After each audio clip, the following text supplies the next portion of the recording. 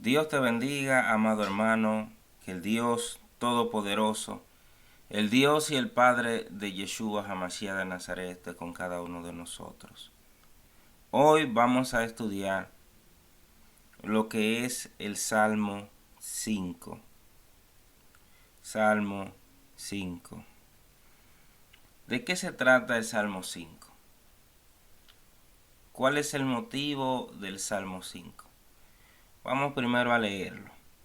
Salmo 5, al músico principal sobre Nehilot, Salmo de David. Escucha, oh Eterno, mis palabras, considera mi gemir. Está atento a la voz de mi clamor, Rey mío y Dios mío, porque a ti oraré. Oh Eterno, de mañana oirás mi voz. De mañana me presentaré delante de ti y esperaré. Porque tú no eres un Dios que se complace en la maldad, el malo no habitará junto a ti. Los insensatos no estarán delante de tus ojos. Aborreces a todos los que hacen iniquidad. Destruirás a los que hablan mentira. Al hombre sanguinario y engañador abominará el Eterno. Mas yo por la abundancia de tu misericordia entraré en tu casa. Adoraré hacia tu santo templo en tu temor. Guíame, Eterno, en tu justicia a causa de mis enemigos. Endereza delante de mí tu camino. Porque en la boca de ellos no hay sinceridad, sus entrañas son maldad. Sepulcro abierto es su garganta. Con su lengua hablan lisonjas. Castígalos, oh Dios. Caigan por sus mismos consejos. Por la multitud de sus transgresiones, échalos fuera, porque se rebelaron contra ti. Pero alégrense todos los que en ti confían. Den voces de júbilo para siempre, porque tú los defiendes. En ti se regocijen los que aman tu nombre, porque tú, oh Eterno, bendecirás al justo. Como con un escudo los rodearás de tu favor. Este salmo fue escrito en un momento de angustia, un momento de tribulación. Normalmente, miren, en la madrugada, Dios está pasando juicio.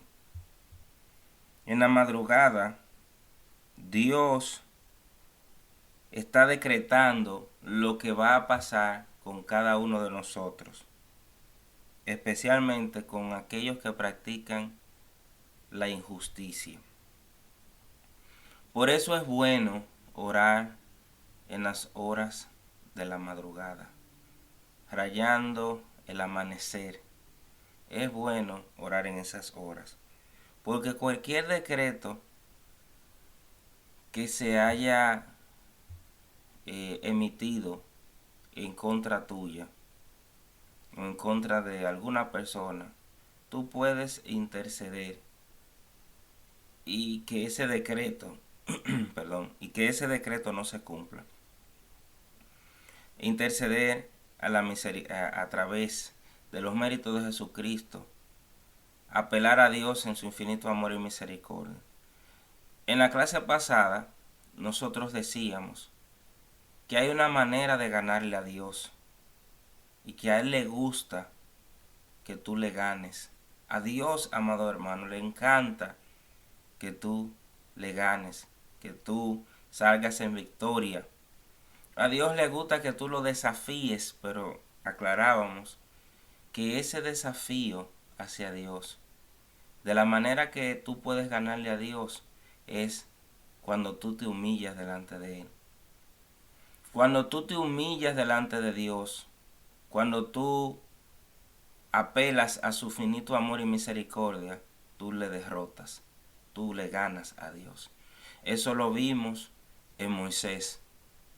Moisés le ganó a Dios. ¿Cómo Moisés le ganó a Dios? Tirando su ego al zafacón de la basura y apelando al amor y a la misericordia de Dios, humillándote delante de Dios. Lo mismo hizo Jacob. Cómo Jacob le ganó al ángel, cómo Jacob le ganó a Dios a través de la humillación.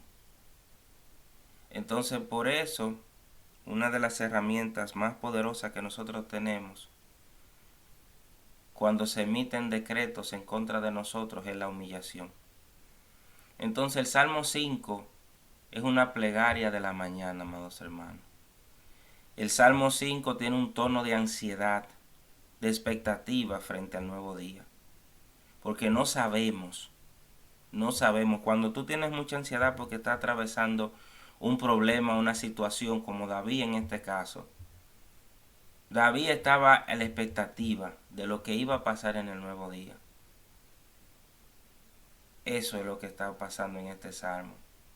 Sin embargo, a pesar de la ansiedad y de lo que de no saber lo que venía en el nuevo día, David exalta su fidelidad, la creencia de que Dios, amado hermano, es justo y que Dios detesta la maldad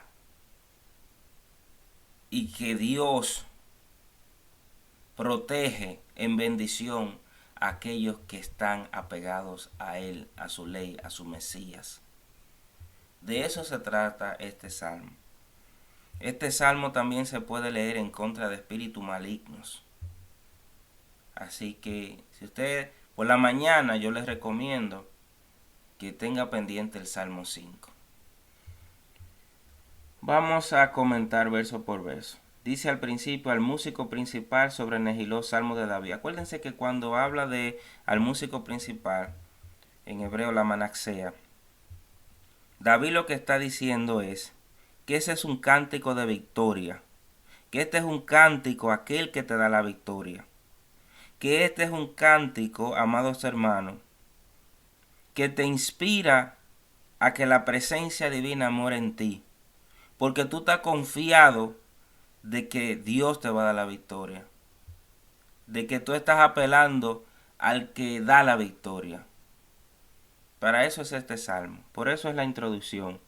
La palabra que dice aquí Nehilot, Nehilot es un instrumento. Habían diferentes tipos de instrumentos y cada instrumento musical tenía una función en específico.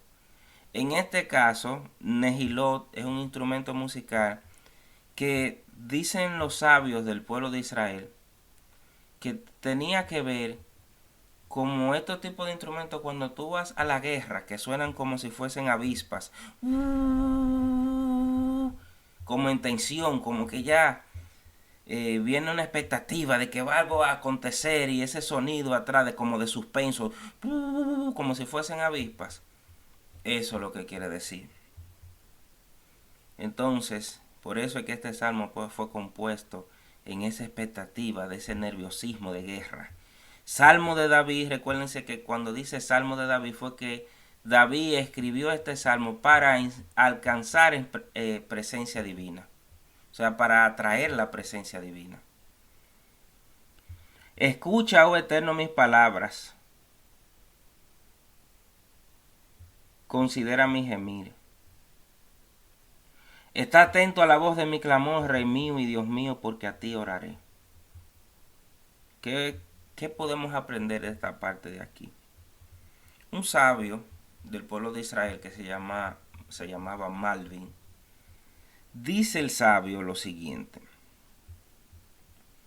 que David está aquí explicándote la manera en cómo tú, o sea, las reglas básicas de la oración. Recuérdense que la oración, amados hermanos, es autorreflexiva. Cuando tú oras es no para cambiar la voluntad de Dios, es para cambiarte tu mente, para a través del razonamiento junto con tu conexión divina, tú puedas obtener una expectativa fresca, buscar soluciones, cambiar tu antigua manera del ser. Para eso es que uno ora, es para uno ser transformado. La oración transforma tus pensamientos. Entonces, las reglas básicas de la oración son las siguientes. Cuando dice, escucha mis palabras, quiere decir que las palabras que nosotros vamos a emitir, a expresarle a Dios, tienen que ser cosas bellas, tienen que ser cosas con sentido, tienen que venir del corazón.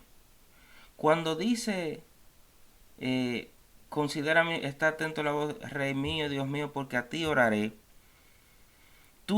Lo segundo que tenemos que tener pendiente, amados hermanos, es que Dios escudriña los corazones y los pensamientos. Y lo que tú estás diciendo con tu boca tiene que venir de algo interno. Tiene que venir de algo que realmente tú sientas. De algo que realmente tú sientas. Cuando nosotros oramos a Dios, amados hermanos, lo tercero que tenemos que tener en consideración es que lo que le estemos pidiendo a Dios es necesario. No le pidamos a Dios cosas banales, sino cosas que realmente nosotros necesitemos. Cuarto, dentro de las reglas de la oración, es que cuando dice David, porque a ti oraré, nosotros tenemos que tener la convicción, debemos de creer de que Dios está escuchándonos y que Él nos va a ayudar, nos va a ayudar. Nos va a ayudar no necesariamente con las cosas que nosotros le estamos pidiendo, porque puede ser que lo que le estemos pidiendo nosotros entendamos que es necesario, pero para Dios, Dios entiende que eso no es necesario para nosotros. Entonces, cuando nosotros nos acercamos a Dios en oración, tenemos que apelar a Él en que la sabiduría que emana de Él es lo bueno, de que todo lo que emana de Dios es lo que a nosotros nos conviene, aunque no nos guste, no nos guste. Eso es lo que nosotros tenemos que tener pendiente, por lo menos esas reglas básicas en la oración. Tener eso pendiente. Dice verso 3. Oh Eterno, de mañana oirás mi voz, de mañana me presentaré delante de ti y esperaré. Nosotros tenemos que acercarnos a Dios, amados hermanos, buscar su presencia. No, sí, porque a veces la gente busca a Dios cuando nosotros normalmente buscamos a Dios cuando lo necesitamos. Y no debe ser así, amados hermanos. Nosotros tenemos que buscar a Dios todos los días. Y yo siempre digo que busquemos a Dios mucho más cuando no tenemos problemas. Busca a Dios más cuando tú no tienes problemas. Cuando tú no tienes problemas ni financieros, ni económicos, ni de salud, aférrate más a Dios en esos momentos. Porque eso va a hablar mucho de ti en el reino de los cielos, de tu fidelidad a Dios. De que verdaderamente tú amas a Dios, no porque tú lo necesitas, sino porque Él es tu Padre, tu Creador y tú lo amas. Y porque Él a ti te ama primero. Entonces, David está diciendo, amados hermanos, que en la mañana nosotros tenemos que buscar a Dios, buscar su dirección, buscar su presencia. Ese es una de las claves que tenía el rey David. De que David buscaba a Dios independientemente de sus dificultades. Y fíjense que las alabanzas más poderosas que David tiene en los salmos, justamente era cuando estaba en tiempo de tribulación. ¿Cómo tú puedes adorar? ¿Cómo te pueden salir las palabras a ti cuando tú te están... ¿Cómo te puede salir de que un cántico de agradecimiento, de alabanza y de exaltación cuando a ti te están persiguiendo para matarte? Solamente David, un corazón como el de David. Solamente un corazón como el de Yeshua. Son cosas que tenemos que tener pendientes. Dice, y esperaré. De mañana me presentaré delante de ti y esperaré. Es decir, tú tienes que estar expectante de la voluntad de Dios. Tú tienes que estar expectante, ponerte en una situación como si Dios estuviese aquí mismo y ya estuviese hablando contigo y ministrándote. Eso es, siempre estar expectante de las cosas de Dios. Verso 4. Porque tú no eres un Dios que se complace en la maldad, el malo no habitará junto a ti. El malo, amados hermanos, no tiene ni suerte ni parte en el mundo venidero. Habacuc 1:13 dice, muy limpio eres de ojos para ver el mal, ni puedes ver el agravio. Salmo 34:16 dice, el rostro del Eterno está contra los que hacen mal, para cortar de la tierra la memoria de ellos. Los malos, los que practican el pecado, los que practican la iniquidad, van a ser cortados. Que gocen ahora su tiempo. Oramos para que se arrepientan, pero si no se arrepienten, que gocen su vida, porque su vida solamente va a llegar hasta este tiempo, hasta esta era. No tienen suerte ni parte en el mundo venidero.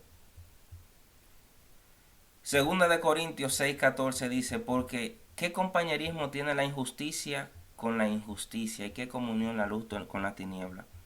Dios es amor, Dios es justicia y Dios es misericordia. De la única manera que los malos tienen parte con Él es cuando ellos se arrepienten y practican la justicia. Salmo 5, verso 5 dice lo siguiente. Los insensatos no estarán delante de tus ojos, aborreces todos los que hacen la iniquidad. Todo aquel que practica la iniquidad, todo aquel que practica el pecado, la ira de Dios se va a revelar en contra de ellos. La ira de Dios se va a revelar en contra de ellos. Porque Proverbios 6, del 16 al 19 dice, 6 cosas aborrece el Eterno y aún 7 abomina su alma. Y ahí lo detalla, yo les recomiendo que lea eso. Romanos 1:18 dice, porque la ira de Dios se revela desde el cielo contra toda impiedad e injusticia de los hombres que detienen con injusticia la verdad. Hay muchos versos, hay muchas personas dentro del cristianismo que dicen, no, Dios odia el pecado, aborrece el pecado, pero no al pecador. Sí, eso está muy bien. Pero al que practica el pecado, la justicia de Dios, la ira de Dios le va a caer. Si tú practicas el pecado, si tú vives en ese sistema pecaminoso y tú no te arrepientes, la ira de Dios te va a caer. La ira de Dios te va a caer, no vas a tener suerte ni parte en el mundo venidero. Eso no quiere decir, porque a veces, miren qué pasaba con David antes. Con David pasaba lo siguiente, que muchas veces le venían tantos males. Y la gente, al ver que le veían tantos males a David, tantos procesos y tantas cosas, creían que que Dios no quería saber de David. Y que Dios no tenía una relación con David. Eso se da mucho en los círculos cristianos, que cuando nosotros vemos que a una persona vienen desgracia, problemas, etcétera, de una vez decimos, es que esa persona no tiene una relación con Dios y por eso le están cayendo todos esos juicios. No, amados hermanos, nosotros no podemos ver todo eso de esta manera. No podemos estar emitiendo opiniones y pensamientos y cabildeando en nuestra mente y en nuestro corazón la relación de una persona con Dios. Hay personas que están fuera de la iglesia que tienen una relación mucho más fuerte con Dios que los que están afuera, que los que están adentro de la iglesia. Entonces, porque nosotros estemos viendo ciertas circunstancias en una persona, no significa que a esa persona le están cayendo todas esas situaciones malas, entre comillas las de malas, porque no tiene una relación con Dios. Porque entonces estamos obviando muchas cosas en las Sagradas Escrituras.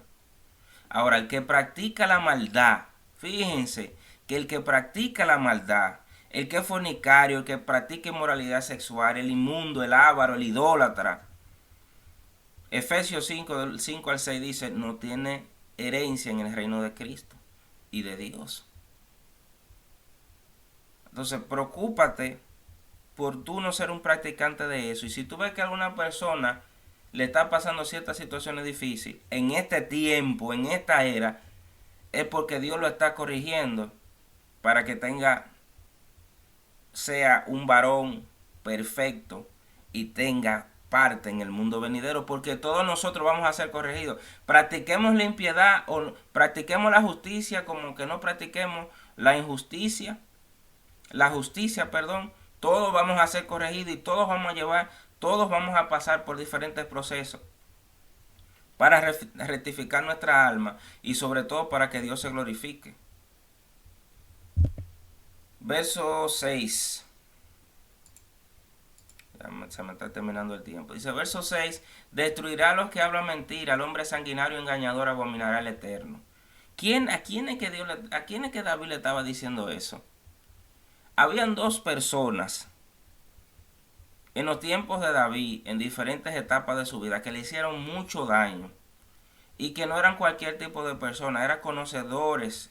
Dice la tradición que ocupaban puestos dentro del Sanedrín y que eran conocedores de la Torá y que eran sabios dentro del pueblo, por lo menos de la boca para afuera eran sabios. Uno era Ahitofel y otro era Doeg, el edomita. Entonces Doeg era conocedor, dicen los sabios del pueblo de Israel, que era miembro del Sanedrín. Y Ahitofel también eran consejeros. Entonces, como unas personas que tenían ese nivel de sabiduría y conocedores de la palabra de Dios podían actuar de la manera que actuaron en contra de David. Y eso no se dio siempre ahí. Ustedes se fijan que en los tiempos de Moisés tenemos dos personas, Datán y Abirán. En los tiempos de David tenemos dos personas, Ahitofel y Doeg. Y en los tiempos de Yeshua tenemos dos personas más. ¿Quiénes son? Anás y Caifás. No eran cualquiera dentro del pueblo de Israel. Eran conocedores de la palabra de Dios, pero vivían una religiosidad falsa. Conocían de la palabra de Dios para ser exaltados por los hombres, pero no vivían la palabra de Dios en su mente y en su corazón. Y eso siempre vamos a encontrar en diferentes congregaciones. Vamos a encontrar personas dentro de la iglesia que son muy reconocidos porque son sabelotodos de la palabra de Dios. Tienen buena locución, te citan los versos de la Biblia. No, porque en 2 Corintios tal, que sé yo, que esto, y son piadosos externamente. Son muy religiosos y meticulosos con las cosas de Dios, pero adentro tienen el corazón podrido y hacen esa religiosidad que viven, esa falsa santidad que viven, es porque ellos quieren gloria de los hombres. ¿Por qué Satanás fue donde Yeshua a atacarlo con lo mismo? Satanás fue donde Yeshua, Mateo 4, si la memoria no me falla. Léalo detenidamente y usted se va a dar cuenta que Satanás está atacando a Yeshua para que Yeshua busque la gloria de los hombres. Y eso es algo que hay que tener mucho cuidado. En los ambientes religiosos no podemos estar buscando la gloria de los hombres. Es la gloria de Dios, santificar el nombre de Dios. Entonces, Doeg y Ahitofel no estaban buscando santificar a Dios, lo que estaban buscando era su propio beneficio. Dice el verso 7, mas yo por la abundancia de tu misericordia entraré en tu casa, adoraré hacia tu santo templo en tu temor. Independientemente de que estos sanguinarios y falsos religiosos dentro de la comunidad del pueblo de Israel, David, independientemente de todas esas persecuciones, David se estaba refugiando en la misericordia de Dios.